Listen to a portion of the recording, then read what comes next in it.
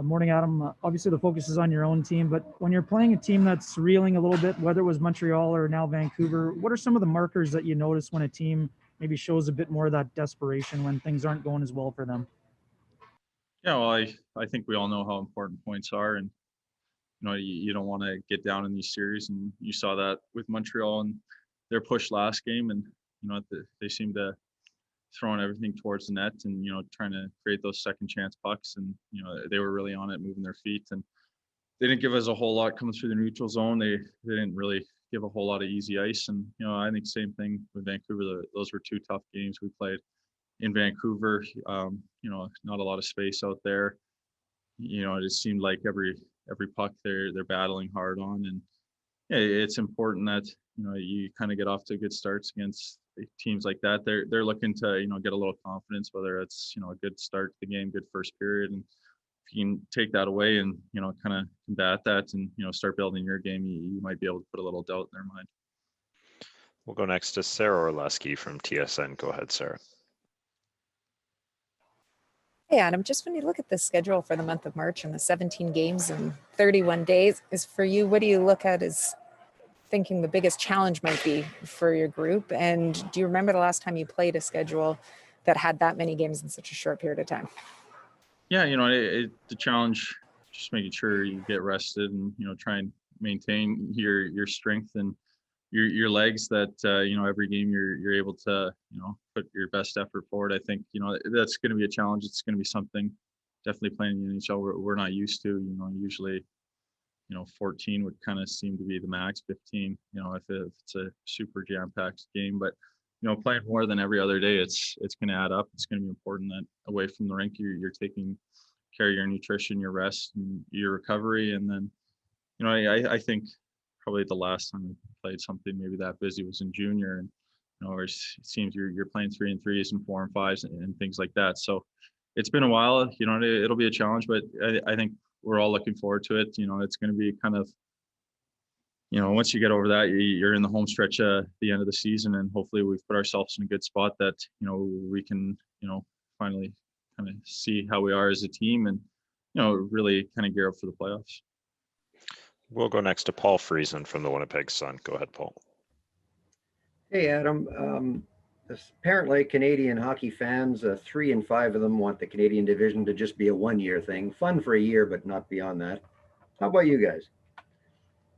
Yeah, it's tough. I think, it certainly is a lot of fun playing the Canadian teams, and, seeing the buzz, and especially getting to play some of the East teams, playing Montreal a few more times, playing Toronto a few more times, Ottawa, teams you usually only see twice a year.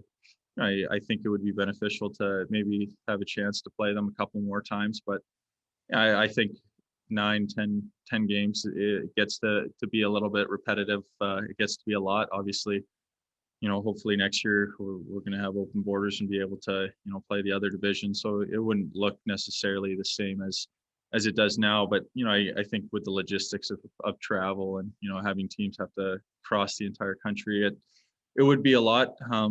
So, it's a tough one to answer. I think, we enjoy getting to kind of play in the Eastern markets and play the Eastern teams, and even, the teams out West a little bit more. I think there's always something a little bit more when you're playing another Canadian team. It seems like all of Canada is watching those games. So, I think we're enjoying it.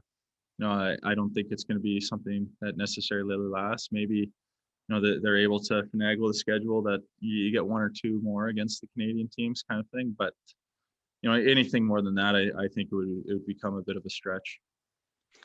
We'll go next to Sean Reynolds from Sportsnet. Go ahead, Sean. Hey, Adam. I like that line you used earlier about putting a little doubt in their mind. I'm wondering, that first game you played against Montreal, their coach said that they cracked in that game, and I would feel like you guys are the ones who cracked them. Is there more opportunity in this schedule, playing teams so often, seeing each other, the mental aspect of it? Is there more opportunity in the schedule this year to maybe beat teams mentally than in the regular schedule? Yeah, maybe a little bit. I think, you kind of leave every game, and then, the next day or the next couple of days, it's a new game, but you play teams 2-3 times in a row. That generally doesn't happen in a normal regular season, a normal schedule. So, you beat a team bad or you beat a team bad a couple of times. It's generally, a month apart or a couple weeks apart, or, so the games are kind of individual events, whereas now you're playing teams 2-3 times. You might be able to kind of create that doubt, whether it's in the third game where, you've kind of really controlled the play in the first two games and you get off to a good start in the third. Maybe you get them to kind of get away from their game, which made them successful. And then, it's a tougher hill to climb. They're not playing to their strengths. They're kind of, feeding into your game. So maybe a little bit. We'll go next to Kelly Moore from CJOB. Go ahead, Kelly. Hey, Adam, we've seen throughout this season where teams who lose one night react very well the next night and that sort of thing. And even I was just taking a look at the last 4 games for faceoffs for you personally. You go 62% against Vancouver in game 1, 38 the next game, 77 and 50 in these last 2 games against Montreal. Are you up against different opponents? Are you maybe taking more weak side faceoffs than the other? What accounts for that? Well, you look at the Vancouver one. I think I lost about 4 or 5 straight in the last 3 minutes. So, that's going to affect the percentage. That's a lot of PK faceoffs on the weak side. That's going to happen. I think, some nights you kind of get on a roll. You can kind of get the tempo of the linesman and feel better in the circle. It seems like most of the draws you're taking are on your strong side, and things like that. It certainly is a challenge.